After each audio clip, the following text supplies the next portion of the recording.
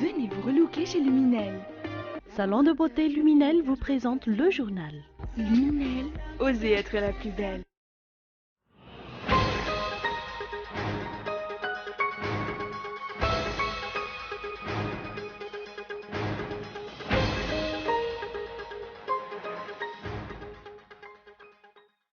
L'État doit ordonner l'arrêt des travaux d'exploitation minière à Souamaman, selon le juriste Willy Razafzatouf.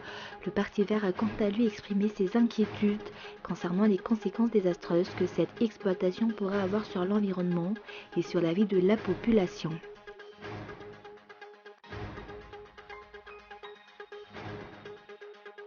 Les journalistes membres du mouvement pour la liberté d'expression interpellent le chef de l'État sur le code de la communication adopté par l'Assemblée nationale.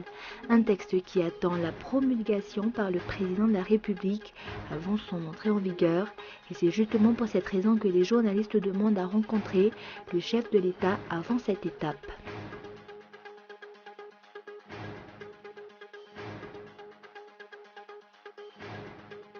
Et en Turquie, le président Erdogan proclame l'état d'urgence pour 3 mois, une première dans le pays depuis 1981.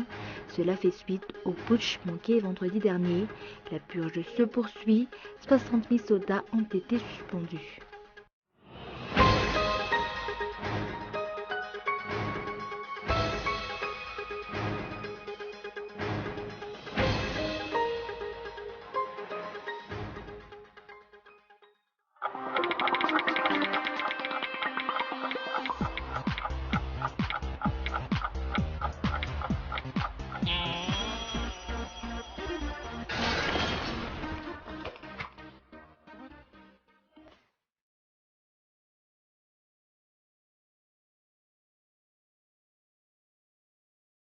Venez vous relooker chez Luminel. Luminel, coiffure tendance, extension cheveux, coloration, lissage brésilien, maquillage, extension cils.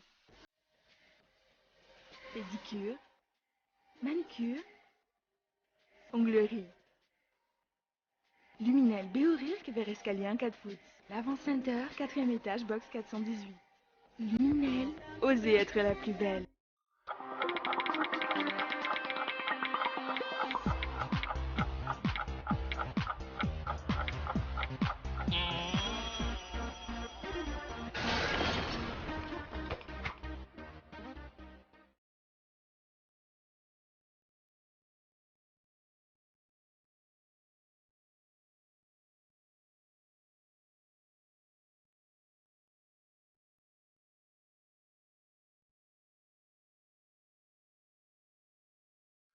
Bonsoir à tous et bienvenue dans ce journal.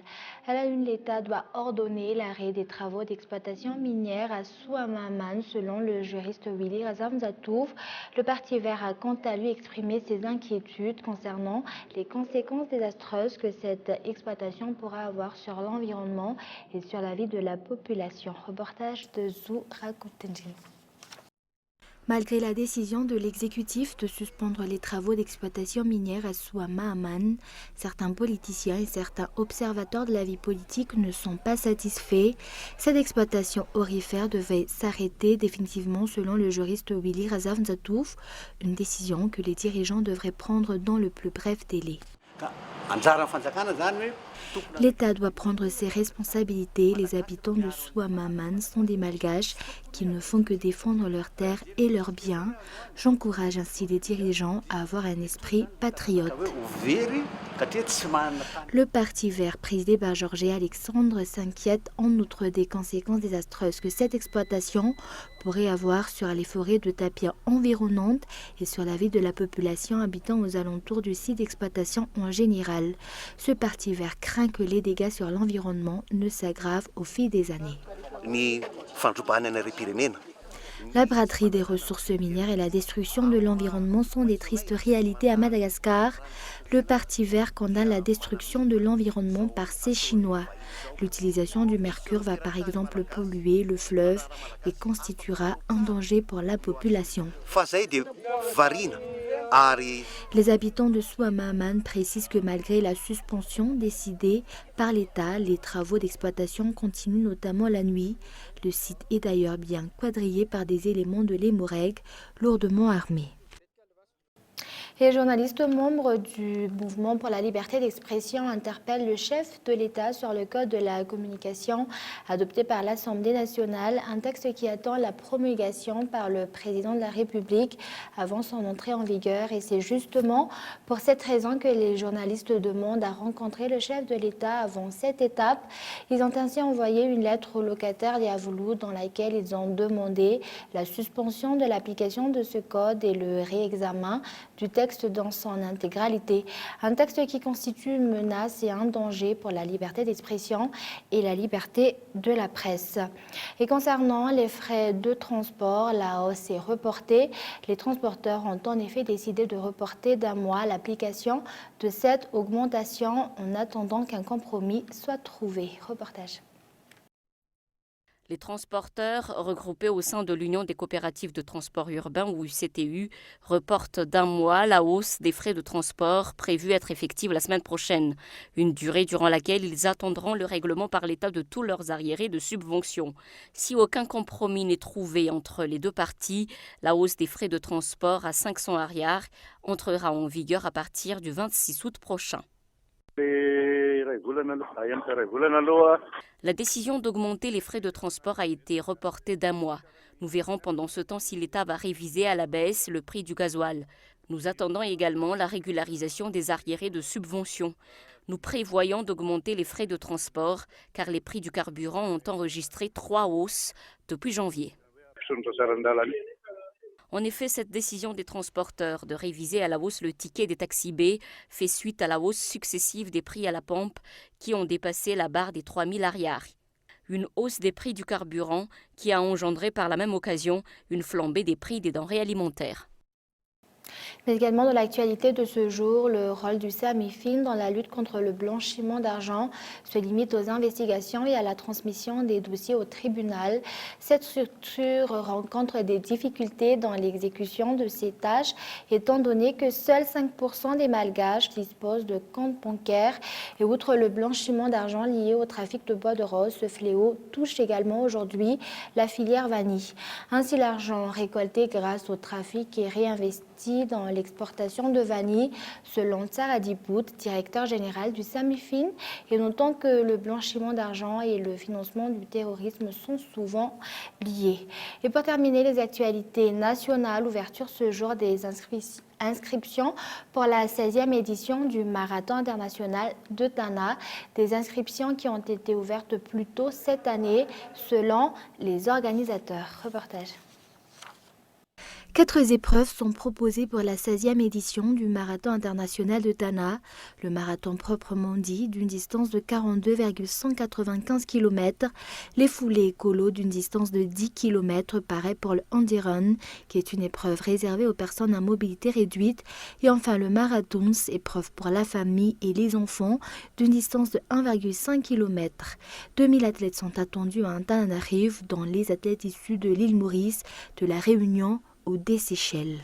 Nous attendons cette année au moins 2000 athlètes et beaucoup plus de visites sur les villages. Le village se fera sous 2 jours, samedi 15 et dimanche 16 octobre. Nous avons des innovations. Le samedi matin, toujours l'inauguration. Le samedi soir, cabaret en plein air. Dimanche, journée des courses, il y aura 400 mètres carrés qui seront alloués à Marathonsland pour toutes les familles et enfants. Nous travaillons toujours avec Hôtel Le Colbert qui fera donc la restauration sur le village et également pour le cabaret en plein air. Ainsi, le programme sera bien chargé durant ces 2 jours car outre les compétitions sportives, des activités ludiques et diverses animations sont prévues. Les inscriptions à ce marathon international sont déjà ouvertes et les athlètes disposent pour cette édition de plus en de temps pour s'inscrire. Les inscriptions donc sont ouvertes à compter d'aujourd'hui. Les points d'inscription se feront à l'ONTM, à l'Office national du tourisme, au stade à la Roubie, ici même chez Vima, et également à l'hôtel Colbert. Les inscriptions commencent aujourd'hui, s'arrêteront le samedi 15 octobre à midi. Donc vous avez remarqué que comparé à l'année dernière, les inscriptions s'ouvrent beaucoup plus tôt. Et nous allons donc cette année avoir une clôture d'inscription pour pouvoir bien arrêter les numéros de dossard. Plusieurs surprises attendent les participants à cette 16e édition du Marathon international de Tana, qui s'inscrit aussi dans la promotion du tourisme à Madagascar. Et nous passons aux actualités internationales. Une semaine après l'attentat de Nice, la sécurisation de la promenade des Anglais est au cœur des polémiques. La question est de savoir qui gardait l'entrée de la zone de piétons ce soir-là. Et François Hollande promet la vérité et la transparence. Reportage de France 24. Les autorités ont-elles dit des contre-vérités au sujet du dispositif de sécurité le soir du 14 juillet à Nice?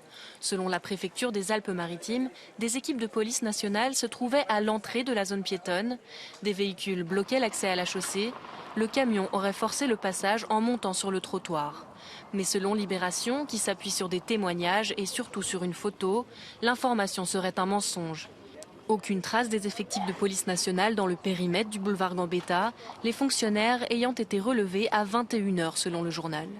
Seule une voiture de police municipale était au milieu de la chaussée, insuffisant pour bloquer le passage.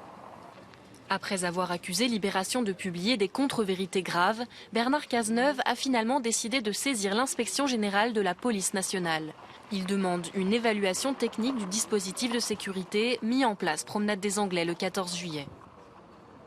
Cette enquête administrative, sans préjudice de l'enquête judiciaire en cours, permettra d'établir la réalité de ce dispositif, alors que des polémiques inutiles se poursuivent. Bernard Cazeneuve répète que le dispositif de sécurité comportait 2 points de contrôle. Le premier au niveau du boulevard Gambetta, où la police municipale barrait la route aux voitures. Le second, 400 mètres plus loin, au début de la zone événementielle, où se trouvaient 6 agents de police. Des agents, précise le ministre, qui ont poursuivi le semi-remorque, contribuant à sa neutralisation 2 minutes plus tard. De son côté, Libération a répondu au ministre dans un article. Pour le journal, la version de Bernard Cazeneuve ne fait que confirmer leurs informations. Et comme nous l'avons annoncé dans les titres, en Turquie, le président Erdogan proclame l'état d'urgence pour 3 mois. Une première dans le pays depuis 1981 et cela fait suite au putsch manqué vendredi dernier. Reportage de France 24. La première, c'est que le gouvernement va pouvoir voter des lois en Conseil des ministres, des lois qui seront donc immédiatement appliquées sans attendre d'avoir au préalable l'accord du Parlement. Et ça, c'est la première chose. La seconde, c'est que les pouvoirs des gouverneurs sont élargis. Et donc, ils seront de là désormais dans la mesure d'instaurer, par exemple, un couvre-feu ou de mener des perquisitions sans mandat. Ils ont également le pouvoir, par exemple, de contrôler les médias, les publications et d'interdire certains événements culturels. Chez les partis d'opposition, on a d'un côté le parti d'extrême droite nationaliste du NHP qui a déclaré d'ores et déjà apporter son soutien. En revanche, du côté de la gauche ou du gauche, on sent un vote contre en fait. Pour certains députés qui sont exprimés à la presse, l'annonce de cet état d'urgence, je cite, une injure au Parlement, mais ces réactions ne vont très probablement pas déterminer l'issue du vote. Donc l'annonce de cet état d'urgence pour une durée de 3 mois devrait être approuvée aujourd'hui au Parlement. Et un rappel des titres pour clore ce journal. L'État doit ordonner l'arrêt des travaux d'exploitation minière à Souamaman. Selon le juriste Willy Razavnzatouv, et le Parti vert a quant à lui exprimé ses inquiétudes concernant les conséquences désastreuses que cette exploitation pourrait avoir sur l'environnement et sur la vie de la population. Et les journalistes membres du mouvement pour la liberté d'expression interpellent le chef de l'État sur le code de la communication adopté par l'Assemblée nationale. Un texte qui attend la promulgation par le président de la République avant son entrée en vigueur. Et c'est justement pour cette raison que les journalistes demandent à rencontrer le chef de l'État avant cette étape. Voilà, c'est la fin de ce journal. Merci de votre fidélité. Excellente soirée à tous et au revoir.